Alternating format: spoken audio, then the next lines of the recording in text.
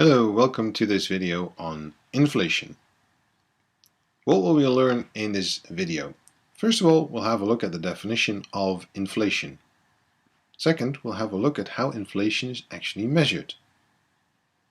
And third, we'll have a look at how we can calculate annual inflation from given indices. As mentioned, we'll start with the definition of inflation. Inflation is defined as a general and sustained rise in price level of goods and services over a specific period of time, and usually it's calculated over a year. Please don't forget that we have seen this already before. The difference between GDP and real GDP is that real GDP is GDP corrected for inflation. Inflation being the changes in prices. How do we actually measure inflation? Before we go into the details, please be aware that there are several measurements of inflation. The Consumer Price Index, the Wholesale Price Index, the GDP deflator, core inflation, which excludes food and fuel. So, when talking about inflation, we have to be very specific. What is the Consumer Price Index? The Consumer Price Index represents the price differences of goods that are being consumed by consumers. They should represent consumer spending in an economy. Consumer spending also depends on the weighing of separate items. How much do we spend on food? How much do we spend on housing? Etc.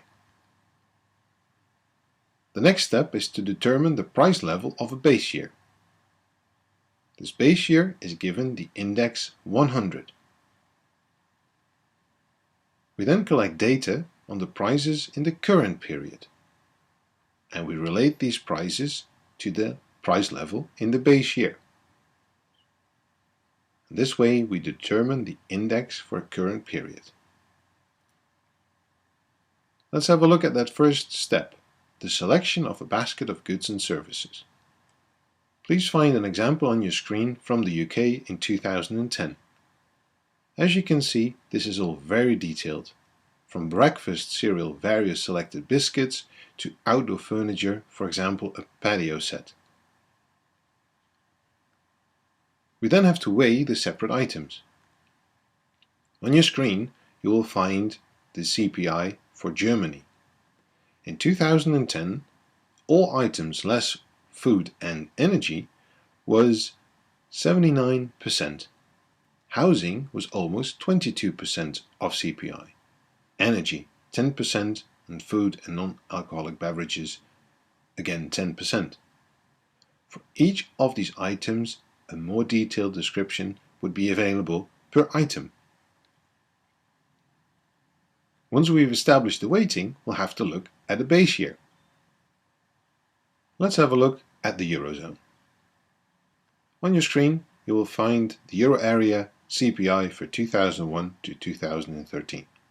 The base year is 2005 because the index is at 100. If we look at 2013, we'll find an index of 116. This means an increase of 16% compared to 2005.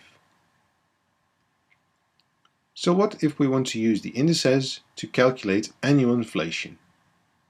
For the Eurozone, we find the CPI for January 2013 of 115.6.